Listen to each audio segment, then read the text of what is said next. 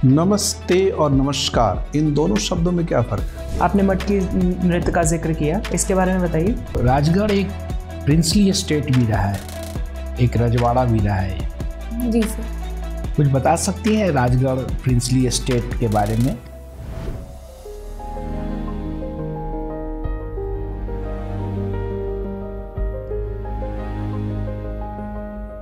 मैं कम सर। कम इन। आप सभी को मेरा नमस्कार। नमस्कार जी, बैठिए दीपिका। नमस्ते और नमस्कार, इन दोनों शब्दों में क्या फ़र्क है? सर मैं जहाँ तक मेरी जानकारी में प्रयास कर सकती हूँ। सर नमस्ते जो होता है वो हमसे जो छोटे होते हैं उनके लिए प्रयोग किया जाता है, और जो नमस्कार होता है वो जो हमसे बड़े या सम्मानपूर्ण जो लोग होते हैं उनके लिए प्रयोग किया। दोनों शब्दों का संधि विच्छेद कर सकती हैं? सर इसमें व्यंजन संधि है। माफ़ी चाहूँगी सर, मुझे संधि विच्छेद में थोड़ा सा। दोनों में कॉमन पद कौन सा है? नमः दोनों में है, नमः ते नमस्कार। जी सर। नहीं जी। तो ये दोनों संस्कृत के शब्द हैं, हिंदी के शब्द हैं। इससे पहले वाले में नमः धन ते नमस्ते। सर माफ़ी चाहूँगी, व्यंजन संधि नहीं, विसर्ग संधि है। नमः धन। ठीक है। राजगढ़ की रवान निवासी हैं आप? जी सर। राजगढ़ पर्यटन के ख्याल से क्यों महत्वपूर्ण है? सर राजगढ़ जिले में नरसिंहगढ़ जो है उसे मालवा का कश्मीर की संज्ञा दी जाती है। वहाँ पे प्राकृतिक पर्यटन स्थल है। इसके साथ ही सर वहाँ पे कई धार्मिक पर्यटन स्थल भी स्थित है, जैसे कि जालपा माता जी मंदिर है और कपिलेश्वर महादेव मंदिर है। इसके साथ ही सर कई सांस्कृतिक मेलों का आयोजन भी किया जाता है, जैसे राजगढ़ में उर्स जो होता है उसमें बड़ी संख्या में लोग आते हैं। उर्स होता है? जी सर। उर्स क्या होता है? सर राजगढ़ जिले में एक दरगाह है बाबा बदख्शानी जी की, उनकी मजार पर प्रतिवर्ष मेले का आयोजन किया जाता है। ठीक है, तो उर्स किस अवसर पर किया जाता है? बाबा के जन्मदिन के दिन या पुण्यतिथि के दिन? सर उनके पुण्यतिथि के दिन किया जाता है। अच्छा, तो क्या क्या आयोजन होता है उसमें? सर उसमें राजगढ़ जिले में जो दरगाह है उसमें कव्वाली का आयोजन किया जाता है, और सर मेला लगता है जिसमें विभिन्न झूले और दुकानें लगती है। तो आपको जिज्ञासा हुई है जानने की कि बाबा का कार्यकाल क्या था, किस से किस ईस्वी तक थे वो? सर मैं माफ़ी चाहूँगी, मैंने ये जानकारी प्राप्त नहीं की। अच्छा, उधर आपका ध्यान नहीं गया। ठीक है, तो कौन सी पहाड़ी श्रृंखला है वहाँ? सर मालवा का पठार तो ठीक है, क्या कोई पहाड़ी श्रृंखला भी है राजगढ़ जिले में? सर विंध्याचल पर्वत श्रृंखला ही निकलती है, मतलब अगर हम देखें तो राजगढ़ जिले से एमपी के भागों से निकलते हुए। ठीक है, कोई शिखर ध्यान है वहाँ? माफ़ी चाहूँगी सर। कोई बात नहीं।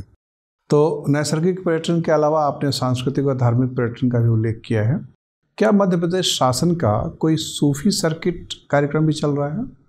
माफ़ी चाहूँगी सर, मुझे इसकी जानकारी नहीं है। और भी कोई धार्मिक सर्किट है? जी सर। कौन सा है? सर जैसे कि रामवन पदगमन मार्ग बनाया जा रहा है, पीताम्बरा लोक, इसके साथ ही सर हनुमान लोक, और सर जैसे उज्जैन में महाकाल लोक का उद्घाटन किया गया है। और सर मैहर में भी जो माता जी का मंदिर है वहाँ पे भी बनाया गया है। तो आजकल सरकार ये भी और आम जनता थोड़ी सी पर्यटकों के बढ़ती हुई तादाद से घबराती जा रही है।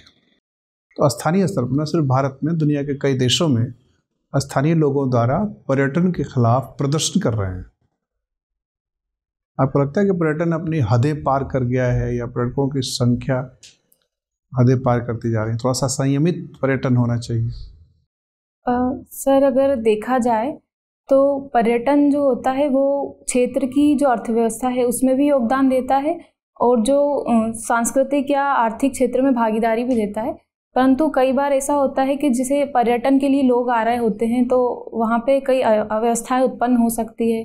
जैसे कि सर हम देखते हैं कि ट्रैफिक की समस्या हो सकती है, या फिर पर्यटकों के द्वारा जो कचरा फैलाया जाता है जहाँ पे, तो उससे भी कहीं ना कहीं समस्या उत्पन्न होती है। तो मैं इसे इस रूप में देख सकती हूँ। तो थोड़ा संयमित होना चाहिए। जी सर। क्या भारत सरकार या राज्य सरकार कोई प्रयास कर रही है इस दिशा में? सर पर्यटन को बढ़ावा देने के लिए भारत सरकार एवं बढ़ावा देने के लिए, संयमित करने के लिए? सर मुझे इसकी जानकारी नहीं। कोई बात नहीं, ठीक है दीपिका। दीपिका, आप की नृत्य में रुचि है, किस सर। प्रकार का नृत्य करती हैं आप? सर मैं लोक नृत्य जो होते हैं, जैसे मालवा क्षेत्र के जो लोक नृत्य है मटकी, इसके साथ ही सर मैंने डांडिया जो नृत्य होता है वो भी किया है। ठीक है, तो इन नृत्यों में क्या कुछ विशेष तौर के परिधान धारण करने का भी नियम है? जी सर। सर जैसे कि हम मालवा क्षेत्र के लोक नृत्य करते हैं, जैसे कि मालवा का जो परिधान है, घाघरा जो आपने मटकी नृत्य का जिक्र किया, इसके बारे में बताइए। जी सर। सर मटकी जो लोक नृत्य है वो मालवा क्षेत्र में प्रचलित है। इसमें जो एक वाद्य यंत्र है ढोल, उसकी मटकी धुन होती है, उस पर डांस किया जाता है। ये मुख्यतः महिला प्रधान है, जिसमें प्रारंभ में एक ही महिला प्रारंभ करती है, फिर इसमें अन्य महिलाएं भी जुड़ जाती हैं। ठीक है, तो ये फोक डांसेस हैं बेसिकली जो आप प्रैक्टिस करती हैं। जी सर।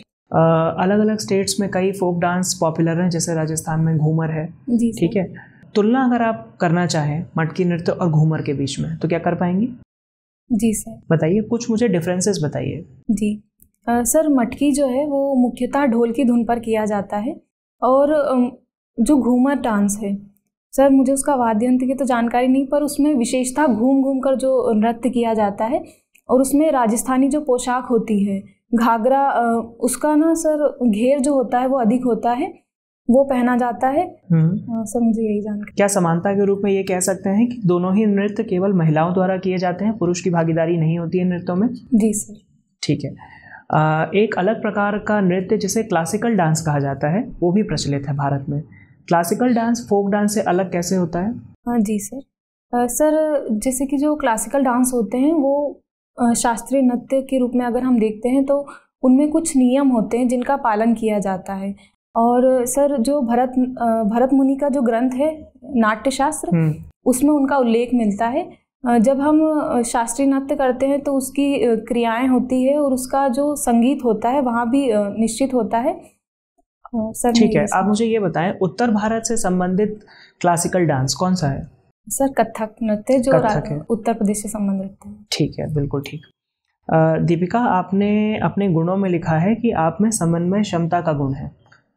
क्या फायदा है ऐसा गुण होने का? जी सर। सर समन्वय क्षमता के माध्यम से जब भी हम कोई कार्य करते हैं तो हम जो हमारे सहपाठी या जो भी हमारे सहयोगी होते हैं उनसे बेहतर ढंग से समन्वय बना पाते हैं, जिससे हमारे कार्यों में कुशलता भी बढ़ती है और हम कार्य को ठीक ढंग से करने में भी सक्षम होते हैं। एक रूपता ला पाती हैं, बैलेंस बना पाती हैं, ठीक है, ताकि सभी पक्षों को एक लेवल पर रखा जा सके, सबकी बात सुनी जाए। ठीक है दीपिका, कई बार हमारे समाज में हम ऐसी घटनाएं देखते हैं जहां पर विभिन्न धार्मिक जो गुट हैं, जो ग्रुप्स हैं, रिलीजियस ग्रुप्स हैं, वो कई बार त्योहारों को मनाने के संबंध में उनमें मतभेद की स्थिति देखी जाती है। तो ऐसे में आपका समन्वय क्षमता का गुण कैसे कारगर हो सकता है? मान लीजिए आप एज एन एडमिनिस्ट्रेटर किसी क्षेत्र में पोस्टेड हैं और वहाँ पे आपको ऐसी जानकारी मिलती है कि ऐसे मामले को लेकर लोगों में असंतोष है, तो आप कैसे इसका निपटारा करेंगी? सर समन्वय के माध्यम से सबसे पहले तो हमें जो भी संबंधित वर्ग हैं उनसे संवाद करना ज़रूरी है कि हम दोनों पक्षों की बातों को सुने कि उनके पक्ष क्या है। इसके साथ ही सर हम यहाँ प्रयास करेंगे कि दोनों की बातों को सुनते हुए एक बैलेंस बनाते हुए कार्य किया जाए। कि जैसे कि सर कोई रैली का आयोजन है तो समय निर्धारित कर सकते हैं कि इतने समय में आपका है और इतने समय में दूसरा वर्ग जो है इससे होगा, और सर ये हो सकता। चलिए ठीक है, बहुत अच्छा। दीपिका, मेरा अंतिम प्रश्न आपसे, आपने लोक नृत्य में प्रथम पुरस्कार प्राप्त किया, तो लोक नृत्य पे तो हम ऑलरेडी बात कर चुके हैं। आप मुझे ये बताएं, अंत्योदय से आप क्या समझती हैं? जी सर अंत्योदय का जो विचार है वो पंडित दीनदयाल उपाध्याय जी द्वारा दिया गया है। सर इसका अर्थ है कि पंक्ति के अंतिम व्यक्ति तक लाभ को पहुंचाना है, ताकि जो। ठीक है, बिल्कुल ठीक बता रही हैं। अब मुझे बस जरा सा ये और बता दीजिए कि ये पंक्ति में खड़ा हुआ अंतिम व्यक्ति है कौन?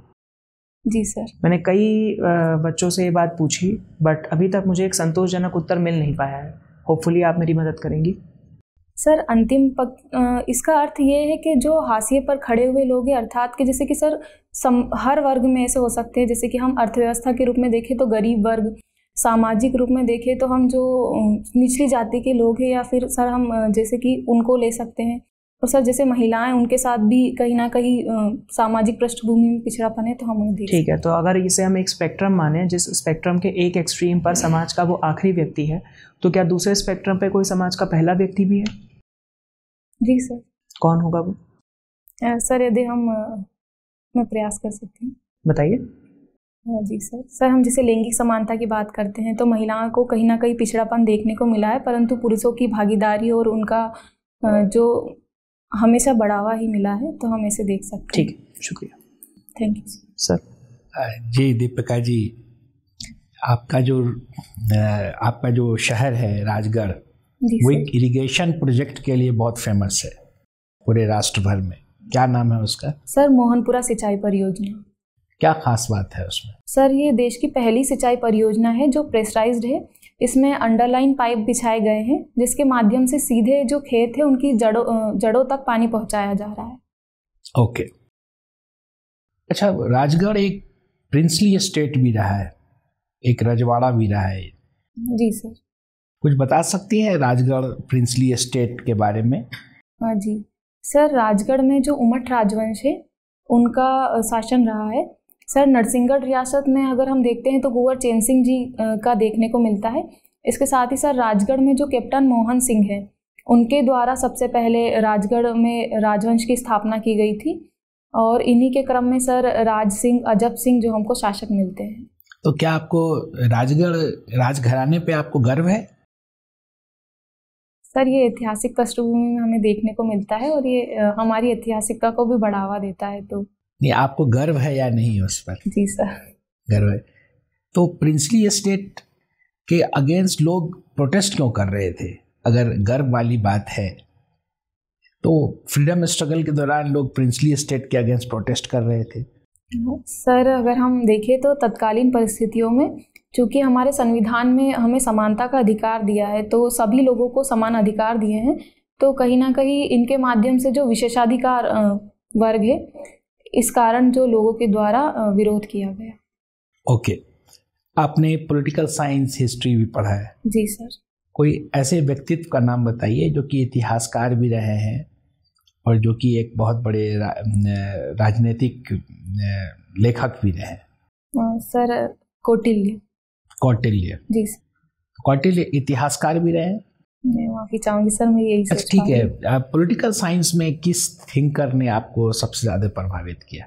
सरदार वल्लभ भाई जी पटेल। वल्लभ भाई पटेल जी बताइए उनके क्या विचार थे? सर उनके विचारों में अगर हम देखें तो उन्होंने राजनीतिक व्यवस्था के बारे में संविधान में मूल अधिकारों को महत्व प्रदान किया है। इसके साथ ही उन्होंने समानता पर बल दिया है कि प्रत्येक व्यक्ति को समान रूप से महत्व दिया जाना चाहिए। सर राज्य में उन्होंने आर्थिक दृष्टिकोण से मितव्ययता की बात की है कि जितनी आवश्यकता है उतना ही हमें प्रयोग किया जाना चाहिए। और सर ओके। और इतिहास में स्वतंत्रता आंदोलन या भारतीय इतिहास या विश्व इतिहास, उससे जुड़े किसी व्यक्तित्व का नाम बताइए जिसने आपको प्रभावित किया हो। एक तो सरदार वल्लभ भाई पटेल को आपने बताया, लेकिन वहाँ पे आपने उनको एक राजनीतिक चिंतक के रूप में बताया। जी जी। भारतीय इतिहास से या विश्व इतिहास, कोई ऐसा व्यक्तित्व? सर माफी चाहूंगी sir. Okay, thank you. Deepika ji sir, Israel ने फिलिस्तीन में या गाजा पट्टी में जो कार्य कर रखा है उसमें जो हमलावर लोग हैं उन पर भी हमले कर रहा है, लेकिन निर्दोषों पे भी हमला कर रहा है। दुनिया के कई देशों में इसका विरोध हो रहा है। जी भारत सरकार का क्या रुख है? सर भारत सरकार का रुख है कि जो दो राष्ट्र सिद्धांत है उसका पालन किया जाए, और भारत सदैव से ही मानवता के प्रति हो रहा है कि किसी का भी इस प्रकार की गतिविधियां ना हो। तो द्विराष्ट्र सिद्धांत के माध्यम से जो फिलिस्तीन है और इजराइल है दोनों को मान्यता मिले ताकि ये जो युद्ध है इसकी परिस्थितियां रुके। आपको क्या लगता है कि ऐसी स्थिति में भारत को इजराइल को समर्थन देना चाहिए किसी भी तरह से? सर हमारे इजराइल के साथ में कई संबंध और महत्व जुड़े हुए हैं, जैसे कि हम देखते हैं कि सैन्य प्रौद्योगिकी या कृषि से संबंधित भी, परंतु भारत सदैव से ही मानवता के प्रति रहा है कि हम जैसे कि हम वसुधैव कुटुंबकम की भी बात करते हैं, तो सर भारत अभी इजराइल के सपोर्ट में है, परंतु वहाँ फिलिस्तीन के लिए विरोध में भी नहीं है। तो अगर दो लोग आपस में लड़ रहे हैं, जैसे मान लीजिए आपके दो भाई आपस में लड़ रहे हैं, आप एक के सपोर्ट में रहती हैं लेकिन आप करेंगे दूसरे के विरोध में भी मैं नहीं हूँ, जी सर। तो विरोधाभासी बात नजर नहीं आ रही है? सर भारत जो है वो गुटनिरपेक्षता की नीति का पालन करता है, तो वहाँ गुटनिरपेक्षता तो ये कहता है कि आप किसी से के साथ मत रहिए, इजराइल के साथ भी मत रहिए। सर भारत दोनों पक्षों का भारत का स्पष्ट मत है कि द्विराष्ट्र सिद्धांत का पालन किया जाए और जो युद्ध है उसको रोका जाए, शांति व्यवस्था बनी रहे। यूक्रेन पर रूस का जो हमला है वो क्या न्यायपूर्ण हमला है या अन्यायपूर्ण है? सर यूक्रेन पर जो हमला हुआ है उसके कारण में, जैसे कि अगर हम देखते हैं तो रूस की यहाँ चिंता है कि यदि यूक्रेन नाटो में शामिल होता है तो कहीं ना कहीं वहाँ उसकी सुरक्षा चिंता है। इसके साथ ही सर यूक्रेन का पश्चिमी देशों के साथ यदि सहयोग बढ़ता है तो वहाँ उसे अपने सीमाई संबंध में खतरा मानता है। इसके साथ ही सर जो यूक्रेन में रूसी भाषी लोग हैं, तो रूस के ही सीमा पर तुर्की भी है। जी सर। तुर्की तो नाटो में सदस्य है। सर ये तो मनगढ़ंत डर है ना। मान लीजिए रूस की सीमा पे तो बहुत सारे देश हैं, तुर्की ऑलरेडी सदस्य है, उस पर कोई आपत्ति नहीं दिखाई। सर चूंकि पहले जब हम यूएसएसआर देखते हैं, पोलैंड नाटो में सदस्य है कि नहीं? सर माफ़ी चाहूँगी, मुझे स्पष्ट जानकारी नहीं है। अच्छा ठीक है, कोई बात नहीं। जी सर। यूक्रेन के मामले में भारत सरकार का क्या रुख है? सर यूक्रेन के मामले में भारत सरकार द्वारा दोनों पक्षों में संतुलन ही बनाया गया है, परंतु जैसे कि हमारे प्रधानमंत्री जी है उनके द्वारा भी कहा गया है कि हम जो संप्रभुता है उसका सम्मान करते हैं और हम चाहते हैं कि जो यूक्रेन है वो अपनी जो अखंड स्थिति में रहे। जो व्यवहार हमने यूक्रेन के साथ किया है उसके मद्देनजर अगर चीन हमारे ऊपर ऐसा हमला बोल दे तो यूक्रेन से क्या अपेक्षा है? वो भारत के पक्ष में बोलेगा या वो भी तटस्थ रहेगा? सर प्रत्येक राष्ट्र के अपने हित होते हैं, कहीं ना कहीं वो उसको साथ लेकर चलते हैं और अपने राष्ट्रीय हितों के महत्व के लिए ही वहाँ संबंधित जो भी विचारधारा या फिर मत प्रस्तुत करते हैं। चलिए ठीक है दीपिका, आपका इंटरव्यू हो गया, आप जा सकती हैं। जी सर। Thank you sir. बैठिए दीपिका। जी सर। आप निरंतर 2021 इंटरव्यू दे रही हैं? जी सर। तो ये आपका चौथा इंटरव्यू होगा, पांचवा होगा? थर्ड है। तीसरा होगा, और 24 वाला भी देने आप जा रही हैं? जी सर। और 25 की मुख्य परीक्षा भी देंगी आप? जी सर। Very good. तो ऐसा कैसे किया आपने? 2021 में ही आपने स्नातक की उपाधि ली और अपने पहले ही प्रयास से आप पीटी मेंस कैसे पास करती जा रही हैं? सर मैंने तैयारी कितने घंटे रोज पढ़ती हैं? सर ऐसे तो टाइम काउंट नहीं किया है, पर हाँ पढ़ लेती हूँ। औसतन कितने घंटे? 8 घंटे? 8 घंटे सर। और नोट्स पढ़ती हैं, किताबें पढ़ती हैं? सर नोट्स पढ़ती हूँ। कहाँ से नोट्स मिला? सर मैंने मतलब बनाए हैं खुद से। खुद से बनाया है किताब पढ़ के? हाँ सर, किताबें पढ़ के या फिर जो भी नोट्स होते हैं कोचिंग के उनको मिला के बनाए हैं। अच्छा। जी सर। और उसी को रोज रोज रिवीजन करते रहती? जी सर। लिखने का अभ्यास करती हैं? जी सर। बार बार आप इंटरव्यू में जा रही हैं लेकिन फाइनल सिलेक्शन नहीं हो रहा है, उसके दो अर्थ हैं। एक तो आपकी तैयारी का असर ठीक है लेकिन बहुत ठीक नहीं है। बहुत ठीक नहीं होने का मतलब है कि मेंस में शायद नंबर थोड़े से कम रह जा रहे हैं और इसलिए वह अटक जा रहा है। जी सर। तो इसको बाहर निकालने का दो तरीका है। एक तो मेंस में ही कम से कम 50-100 नंबर का इजाफा किया जाए, या इंटरव्यू में कुछ ऐसा प्रभावशाली काम किया जाए। इंटरव्यू में कोई अंक आपको पता तो नहीं लगा होगा अभी तक? नहीं सर। फिर भी अनुमान कि जो 2 इंटरव्यू दिए उसमें अच्छे से अनुभव क्या रहा, कैसा लगता है? सर पहला वाला तो मेंस भी अच्छा नहीं था और इंटरव्यू भी अच्छा नहीं था, मतलब सेकंड वाला मेंस अच्छा था और इंटरव्यू भी ठीक गया था मेरा, पर उसमें नहीं हो पाया। फिर भी नहीं हुआ तो थोड़ी थोड़ी कमी शायद दोनों में रही होगी, 2-2, 4-4 नंबर की। जी सर। ठीक है, तो इस बार आप कर लें। यहाँ आपका परफॉर्मेंस हमें ठीक लग रहा है, बातचीत करने के अंदाज अच्छे हैं, शैली अच्छी है, विनम्रता है, शालीनता है। ड्रेस आप ये नहीं पहनेगी, हम ये एज्यूम कर रहे हैं, साड़ी पहन के जाएंगे? साड़ी पहनने वाली हूँ सर। और एंट्री वगैरह ठीक है। नॉलेज के कंटेंट वाले डायमेंशन पे कुछ कमियां नज़र आ रही हैं, लेकिन आपके पास थोड़ा वक्त है, अभी 24 जुलाई को है, तो आप उसको पूरा कर सकती हैं। कहाँ कहाँ कमी आपको खुद महसूस हो रही है? सर थोड़े से करंट अफेयर्स वाले जो क्वेश्चन हैं उन पे काम करना पड़ेगा, उनके कॉन्सेप्ट देखने पड़ेंगे क्या गलती हो रही है। और चूंकि आपने तीनों विषय पढ़ा है, पॉलिटिकल साइंस, हिस्ट्री और हिंदी, तो उनको हक है कि तीनों में से कहीं से पूछ ले। हक तो उनको किसी भी चीज़ से हो सकता है, फिजिक्स से पूछ लें, केमिस्ट्री से पूछ लें, लेकिन वो तो तर्कहीन बातें हैं। तार्किक तौर पर ये सब सवाल वो पूछ सकते हैं। हम लोगों ने बहुत सारे सवाल आपसे पूछे, ज़्यादातर आपने जवाब ठीक ठाक दिए, ठीक है, इक्का दुक्का कहीं के लग रहा था। सामान्य पॉलिसी ये है कि सवाल का जवाब ना पता हो, विनम्रतापूर्वक स्वीकार कर लें कि सर मुझे ये पढ़ना पड़ेगा, अभी याद नहीं आ रहा है, पढ़ लूँगी।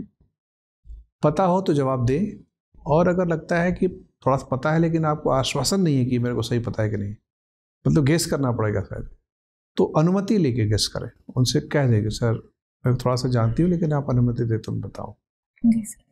कहीं से ये उनको आभास नहीं होना चाहिए कि ये आदमी अपनी बुद्धि चला रही है और भ्रामक वक्तव्य दे रही है, ये इसको शक्तियाँ हम दे देंगे, राज्य की शक्तियाँ, तो उन शक्तियों का दुरुपयोग करते हुए बहुतों को भरमाएगी। ये उनको फील नहीं होना चाहिए, इसलिए अपना आचरण उसी अनुसार रखना है। नृत्य में भागीदारी वगैरह के जवाब आपने अच्छे दिए थे। आपने अपने ज़िले के बारे में भी ज़्यादातर जवाब ठीक ठाक दिए। हिस्ट्री वगैरह में थोड़ी सी कमज़ोर लग रही है पकड़।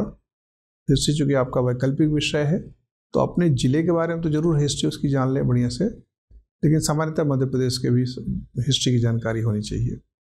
और जो चीज़ें अभी थोड़ी सी चर्चा में है, जैसे कि हड़प्पा सभ्यता चर्चा में इसलिए है क्योंकि खुदाई का कार्य निरंतर चल रहा है और नए नए तथ्य उजागर हो रहे हैं। जी सर। अब जो नए तथ्य उजागर के बाद मोहनजोदड़ो अब सबसे बड़ा शहर नहीं माना जाता।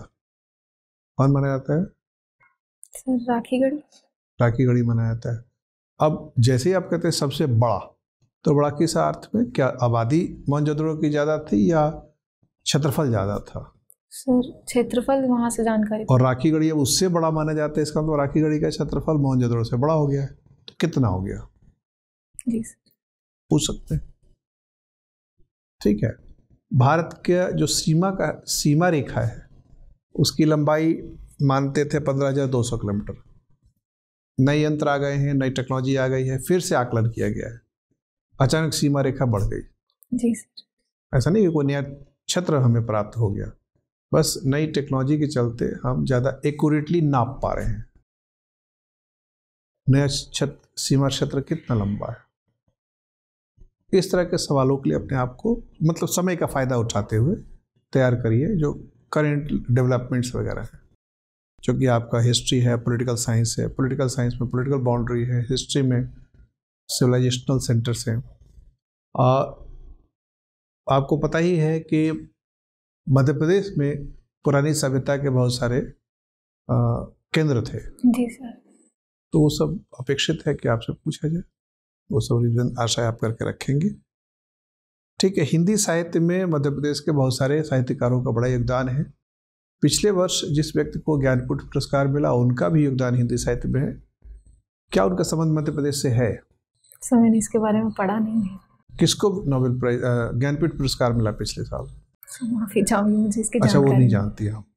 तो थोड़ा सा हिंदी साहित्य में चूंकि आपने ग्रेजुएशन में पढ़ा है, उसके जो समकालीन प्रासंगिक विषय हैं उसको रिवीजन कर लीजिएगा। जी सर। ठीक है, ऑल द बेस्ट हमारी तरफ से। आपकी तरफ से कोई सवाल हो तो पूछिए। सर ऐसा तो कोई क्वेश्चन नहीं। चलिए, all the best. Thank you sir.